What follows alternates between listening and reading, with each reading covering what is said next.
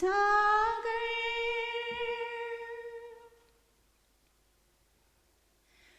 बेमोल चापलूसी सीखी जिन्होंने करनी, बेमोल चापलूसी सीखी जिन्होंने करनी, गाएगा कैसे नगमे बनकर के वो गवैया, गाएगा कैसे नगमे बनकर के वो गवैया, बनकर के वो गवैया। भगवान पार कर दे मझधार में है नैया, मझधार में है नैया। दाता दया के सागर संसार के रचैया, संसार के रचैया। दाता दया के सागर।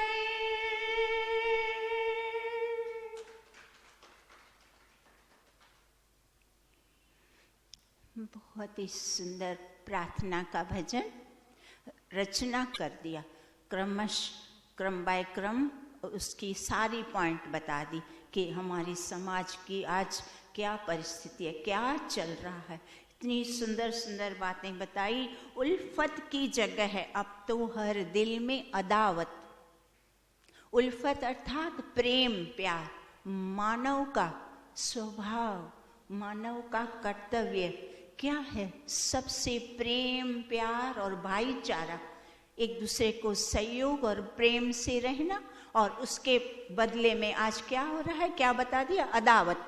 अदावत अर्थात दुश्मनी, मित्र भाव किसी के साथ नहीं, मात्र सबको अपना दुश्मन की तरह उससे व्यवहार करना। ईर्ष्या, द्वेष, नफरत, घृणा, एक दूसरे को दुख पहुंचाना, कैसे इसको मैं परेशान करूं, कैसे इसको नीचा दिखाऊं, बस चारों तरफ ये सारा कुछ चल रहा है। और फिर दूसरी क्या बात बताई? मतलब, जहां मतलब है वहां तो बिना किसी कारण के बस झुके जा रहे हैं, चापलूसी। और जहां योग्यता है, जहां झुकने की आवश्यकता है, जहां मान सम्मान ना, वहां अकड़ के क्यों? क्योंकि इसमें मेरा मतलब थोड़ी ना है।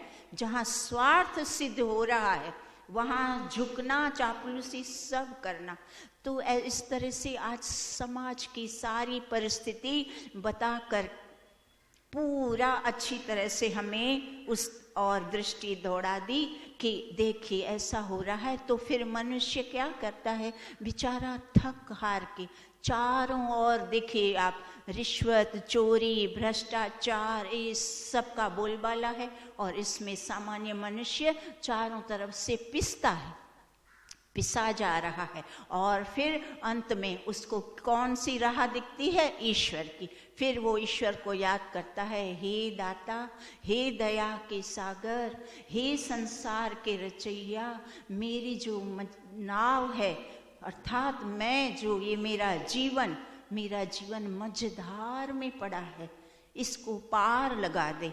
पार लगाने का तात्पर्य क्या है? पार लगाना अर्थात इस पार से उस पार जाना। तो इहलोक से परलोक अर्थात मोक्ष की प्राप्ति, मोक्ष को प्राप्त करना है, ऐसा उसको समझ में आ रहा है। अब ये संसार रहने योग्य नहीं। और हमारे सारे ऋषि मुनि भी पता है यही तो बताते हैं कि ये संसार में बार बार जन्म लेना ठीक नहीं है। क्यों ठीक नहीं है? क्योंकि इसमें घाटे का सौदा है। एक सुख के पीछे आपको 4 दुख मिलते हैं। सारे ग्रंथों में एक तरफ महर्षि पतंजलि और महर्षि व्यास इस तरह की बातें करते हैं, और दूसरी तरफ सांख्य दर्शन में महर्षि कपिल क्या बताते हैं, और भी 3 प्रकार के और दुख भी बता दिए, आध्यात्मिक दुख, भौतिक दुख, आदि दैविक दुख। मतलब चारों तरफ जहां नजर दौड़ाओ दुख ही दुख। तो फिर इस दुख भरे संसार में हम बार बार नहीं आना। मूर्खों का है यह संसार। विद्वान जन क्या कहते हैं, ये संसार मूर्खों के लिए, यहाँ बार बार जन्म लेना ठीक नहीं। तो फिर प्रश्न उठता है, अच्छा तो फिर ये संसार क्यों बनाया? तो उसका उत्तर हमारे वेद, हमारे ऋषि मुनि पता है क्या देते हैं, यह संसार 2 मुख्य कारणों से बनाया। एक तो भोग भोगना और दूसरा मोक्ष की प्राप्ति करना।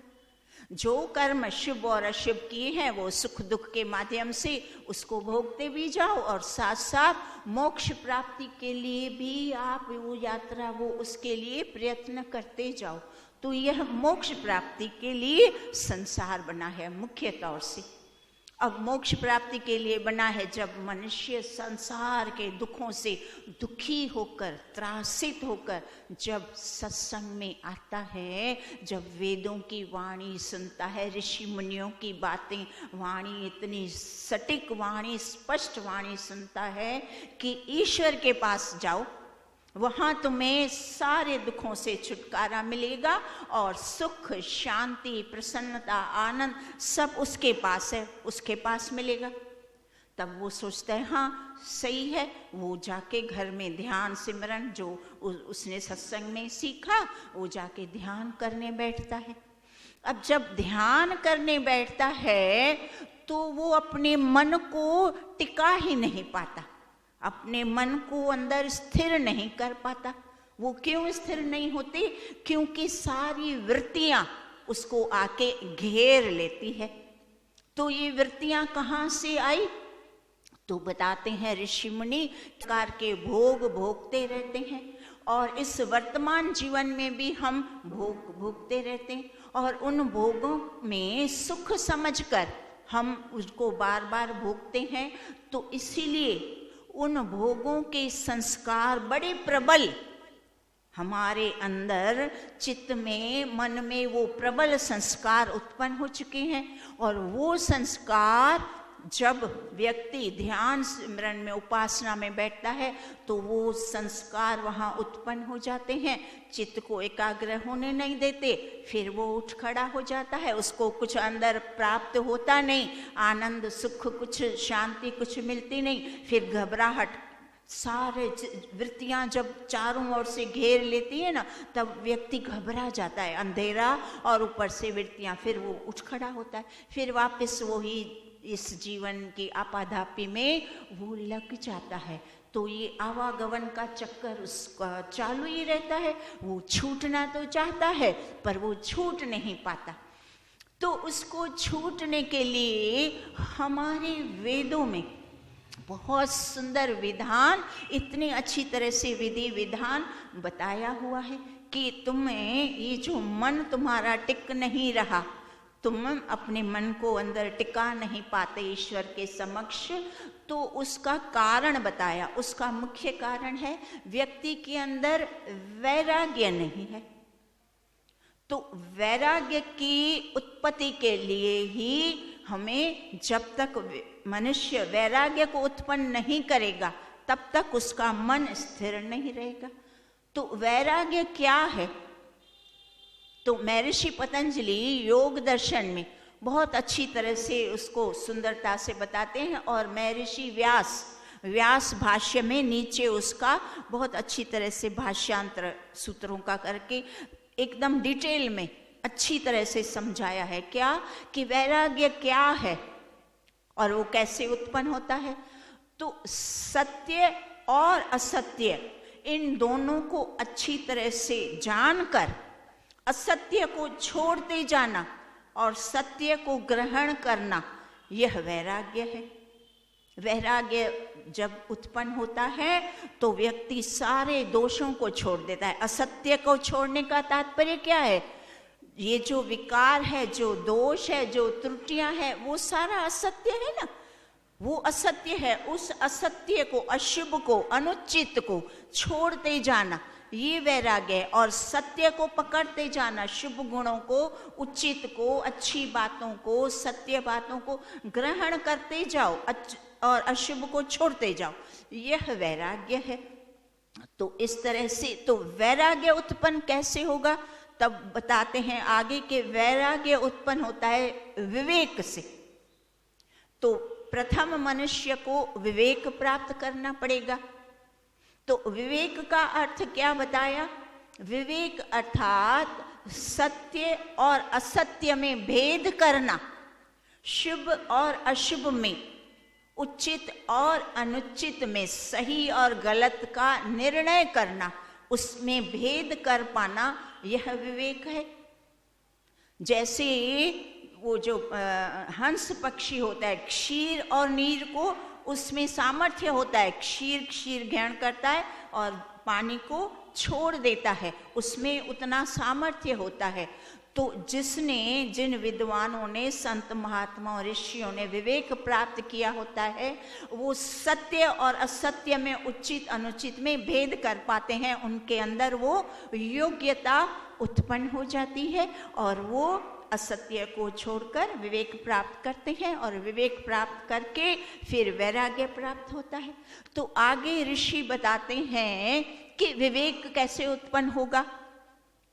तो विवेक उत्पन्न होने के लिए भी महर्षि व्यास ने बहुत सुंदरता से 4-5 मुख्य बातें, मुख्य साधन विवेक उत्पन्न करने के क्या है वो बता दिए। तो प्रथम क्या बता दिया? वेद और वेदानुकूल ऋषिकृत ग्रंथों का अर्थ सहित पढ़ना और पढ़ाना तथा तदानुकूल आचरण करना। देखो क्या बता दिया, वेद और वेद अनुकूल ग्रंथों का पढ़ना और पढ़ाना। तो प्रथम पंक्ति तो कुछ लोग करते हैं, बहुत सारे लोग हैं जो वेदों को पढ़ते भी हैं और पढ़ाते भी हैं, पर दूसरी पंक्ति क्या बता दी, तदानुकूल आचरण करना। वो जिसका आज सब जगह अभाव है, वो अति आचरण का अर्थ है वैसा व्यवहार, हम व्यवहार काल में सबके साथ वैसा व्यवहार करें। कैसा? जैसा हमने वेदों में पढ़ा, जैसा हमने वेदों में पढ़ाया वैसा आचरण करो। वैसा आचरण करना, तभी विवेक उत्पन्न होगा और तभी वैराग्य उत्पन्न होगा। ऐसे ही बस पढ़ दिया, आज पूरे संसार में वेद पढ़ना पढ़ाना कितना 10% लोग मुश्किल से करते हैं, 90% लोग तो पढ़ते ही नहीं, पढ़ाते ही नहीं। और जो लोग 10% लोग पढ़ते पढ़ाते तो हैं, पर फिर तदानुकूल वो आचरण नहीं करते। इसीलिए चारों तरफ जो आज हमने भजन में स्थिति सुनी, फिर चारों तरफ ऐसी दुर्दशा समाज की और परिवारों की हो गई है। और यहाँ दूसरी बात क्या मुख्य बता दी कि वेदानुकूल जो ऋषिकृत ग्रंथ हैं, केवल उसको ही पढ़ना पढ़ाना, अर्थ सहित पढ़ना पढ़ाना। वो क्यों? क्योंकि उसके लिए भी देखो महर्षि दयानंद सरस्वती कहते हैं, ध्यान से सुनिएगा, ऋषियों के ग्रंथ को पढ़ना जैसे समुद्र में गोता लगाना और अनमोल मोतियों को पाना, और सामान्य मनुष्यों के ग्रंथों को पढ़ना ऐसा है जैसे कोई पहाड़ को खोदे और उसके नीचे निकले चूहिया। वो कहते हैं ना, वो मुहावरा है ना, खोदा पहाड़ निकली चूहिया। तो इसीलिए क्या बता दिया कि हम सबको ऋषियों के ग्रंथों को पढ़ना उपयुक्त है। दूसरे ग्रंथों की निंदा नहीं है, आप समझिए, पर इस पे जोर हमारे ऋषि ने ऋषिकृत ग्रंथों को पढ़ना क्यों बताया? क्योंकि आप अन्य ग्रंथों को पढ़ेंगे, उसमें आपका समय शक्ति जाएगी। थोड़ा अच्छा भी होगा, थोड़ा वेदों के विरुद्ध भी है, जो सामान्य मनुष्य को समझ नहीं आता। तो बेचारे लोगों को भ्रांति उत्पन्न हो जाएगी, अच्छा इन्होंने जो पढ़ के सुनाया तो उसमें तो ऐसा था, तब वो सत्य है कि ये हमारे जो वेद में लिखा है वो सत्य है। तो सामान्य व्यक्ति बेचारा कंफ्यूज हो जाएगा ना, उसको भ्रांति उत्पन्न हो जाएगी। बस ये सबसे अधिक हानि है सब लोगों की। इसीलिए बता दिया केवल और केवल वेदानुकूल ऋषि ग्रंथों को पढ़ो, अन्य ग्रंथों को मत पढ़ो। आप पहले पढ़ते थे, ठीक है, आपको पता नहीं था, पर जब पता चल गया फिर भी आप उन्हीं ग्रंथों को बोलो नहीं मैं तो थोड़ी देर ये भी पढ़ूंगा वो भी पढ़ूंगा, तो फिर वो उसकी हानि आपको स्वयं को भी होगी और सबको भी होगी। क्योंकि हम दूर से भी सुनते हैं ना, तब से भी हमें वो तुरंत उसमें सुनना हुआ पता चल जाता है, अच्छा ये पॉइंट थी, वो तो वेदानुकूल थी, पर ये जो दूसरी बात बोली वो तो वेद के विरुद्ध थी। तुरंत हमें समझ आता है, पर दूसरे लोगों को समझ नहीं आता। इसीलिए हमें कोई किसी से निंदा या विरोध हमें क्या लेना, हम क्यों किसी का, पर बस ये हमें अपना लाभ तो चाहिए ना, हमें स्वयं को भ्रांति से युक्त नहीं करना। हम यहाँ क्यों आते हैं? भ्रांतियों को दूर करने आते हैं। फिर पर अगर हम यहाँ आके भी वापस भ्रांतियों में फंस जाएं तो फिर ये हमारा दुर्भाग्य हो जाएगा ना। इसीलिए बस ये कारण है, आप समझ रहे हैं भैया? बस इसी कारण के लिए हम आज जो पॉइंट निकली, ये बात मुझे बहुत समय से ध्यान में थी, पर हम अपनी तरह से कुछ नहीं कह पाते। जब मंत्र के द्वारा या कोई विद्वान के द्वारा या ऐसी कोई सूत्र के द्वारा जब ये बात निकलती है तो उसका हमें अच्छी तरह से स्पष्टीकरण करके समझाना था, तब समझ में आएगा। हम अपनी बात खीसों से निकाल के बोलेंगे तो सामने वाले को नहीं समझेगा, अच्छा हाँ अपना तो बुराई कर रहे हैं और हमारी बुराई कर रहे हैं। तो इसीलिए ये हमारे वचन नहीं, ये ऋषियों के वचन। इसीलिए ये अब इतनी पॉइंट मुझे याद है, पर फिर भी मैंने जानबूझ के वो पढ़ा ताकि सामने वाला समझे ये मेरे वचन नहीं, देखो ये ग्रंथों के वचन है और ये वेदों के वचन है, ठीक है। तो इसीलिए फिर आगे दूसरी विवेक उत्पन्न और विवेक और वैराग्य उत्पन्न करने की दूसरी बात क्या बता दी? देखिए वापस आप ध्यान से सुनिए, ऋषियों की एक एक शब्द की गहराई कितनी है। हमारे शब्दों में और इनके शब्दों में रात दिन का अंतर है। हमारे शब्दों में इतनी गहराई नहीं होती, इनके एक एक शब्द से हम कितनी व्याख्या, पूरा समय एक कक्षा ले सकते हैं, इतने गहरे वचन होते हैं ऋषियों के। इसीलिए ऋषि के वचनों का इतना महत्व है। तो क्या बता दिया? सत्यवादी, सत्यमानी, सत्यकारी, योग अभ्यासी वैदिक विद्वानों का संग करना।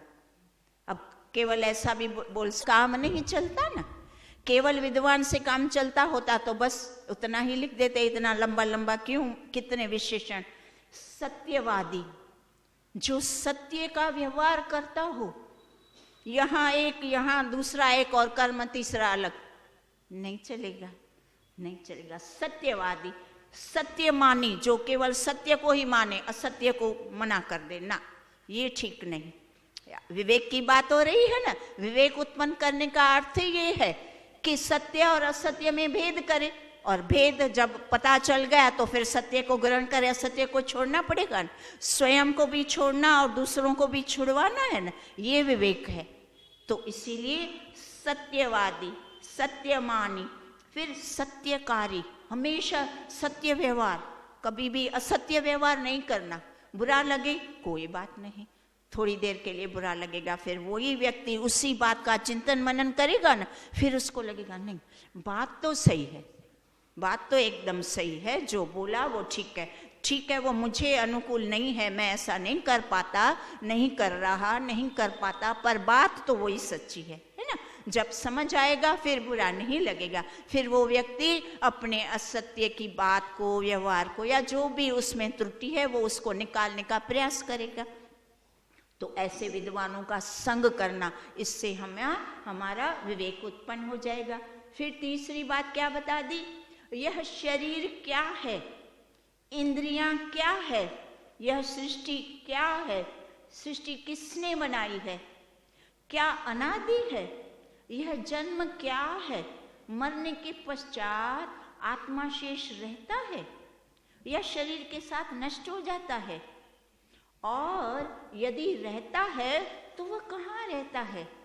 इन सारी बातों का सूक्ष्मता से विचार करना, ये सारी बातों का विचार करने से विवेक उत्पन्न होता है ना, क्योंकि विवेक उत्पन्न का तात्पर्य क्या है? विवेक उत्पन्न होता है तो ये जो तीन मुख्य पदार्थ हैं, ये कार्य जगत जो इस प्रकृति में से बना, तो कार्य जगत, प्रकृति, जीवात्मा और परमात्मा, इन चारों को ठीक ठीक तरह से जानना और इनके ठीक स्वरूप को जान करके फिर वैसा उन तीनों का उपयोग लेना। जाना अलग और उपयोग अलग, तो फिर भी विवेक उत्पन्न नहीं कहलाएगा और वैराग्य फिर उत्पन्न ही नहीं होगा। जब विवेक ही नहीं हुआ तो वैराग्य भी नहीं होगा। इसीलिए क्या बता दिया? इन सारी बातों का, सारे प्रश्नों का चिंतन करो बार बार। जब अकेले में बैठे हो, एकांत में, सोचो मैं कौन हूँ? क्या मैं शरीर हूँ? मैं कहाँ से आया? मैं क्यों आया? मुझे आने का क्या कारण है? मैं कहाँ जाऊँगा? मुझे क्या करना चाहिए? मुझे क्या नहीं करना चाहिए? ये सारे प्रश्न उत्पन्न होने चाहिए। जब प्रश्न उठेंगे तो जवाब भी, कुछ कुछ जवाब तो हम जो सत्संग सुनते हैं और स्वाध्याय करते हैं तो बहुत सारे प्रश्नों के उत्तर हमें स्वयं से ही मिल जाएंगे, और जो नहीं मिल रहे वो यहाँ शंका समाधान के माध्यम से भी हम उन प्रश्नों का उत्तर प्राप्त कर सकते हैं। तो इसीलिए उन सारे प्रश्नों का चिंतन मनन करके और ठीक ठीक तीनों जो विषय है मुख्य, उन तीनों विषयों के अच्छी तरह से स्वरूप को जानकर वैसा व्यवहार करना, स्वयं भी करना और दूसरों के साथ भी वैसा ठीक व्यवहार करना। फिर अंतिम बात क्या बता दी कि सांसारिक सुखों को क्षणिक एवं दुख मिश्रित देखना इत्यादि साधनों से विवेक उत्पन्न होता है। ये जो संसारिक, जो मैंने पहले ही बात बता दी कि संसार में दुख है, वो हमें दिखता नहीं। मनुष्य को क्या केवल सुख दिखता है, थोड़ा सा सुख भोगता है, वो सोचता है हाँ बड़ा आनंद, बड़ा मजा, ये वो खाया पिया सोया घूमा फिरा, बस वो उसमें खुश हो जाता है। और उसको जो इतने सारे दुख प्राप्त होते हैं, इतने संघर्ष, वो सब वो भूल जाता है, आदी हो चुका है ना। जो विद्वान है, जो ऋषि है, जो मुनि है, वो इतनी सूक्ष्मता से चिंतन करते हैं, उनको जरा सा दुख भी बड़ा दुख दिखता है, बोलते हैं ना मुझे दुख नहीं चाहिए, मैंने बहुत जन्म जन्मांतर से दुख देखे हैं, बस अब मुझे जरा भी दुख नहीं चाहिए, मुझे केवल सुख चाहिए, केवल आनंद, केवल प्रसन्नता। और ये मनुष्य जीवन का अवसर जो मिला है सारे दुखों से छूटने के लिए मिला है। तो फिर क्यों ना मुझे ये एक ही बात बताते हैं कि इन दुखों से छूटना है, मोक्ष प्राप्त करना है, तो विवेक उत्पन्न करो, फिर वैराग्य उत्पन्न हो जाएगा। और वैराग्य उत्पन्न हो जाएगा, फिर ये वैराग्य कैसे होगा? तो वो अभ्यास से। अब यही बात आगे और अधिक अच्छी तरह से समझने हम अगली कक्षा में अच्छी तरह से, अभ्यास क्या है, अभ्यास के क्या लाभ है, अभ्यास कैसे किया जाता है, वो हम अगली कक्षा में महर्षि पतंजलि और महर्षि व्यास एकदम स्पष्टता से, हमारे अंदर कोई भ्रांति ना रहे, हम केवल उस सुख को प्राप्त करें। ओम द्यौ शांतिरंतरिक्षं शांति पृथ्वी शांति रापः शांति रोषधयः शांति वनस्पतयः शांतिर्विश्वे देवा शांति ब्रह्म शांति सर्वं शांति शांतिरेव शांति सामा शांतिरेधि। ओम शांति शांति शांति। सर्वेभ्यो नमः। आप सबका बहुत बहुत धन्यवाद।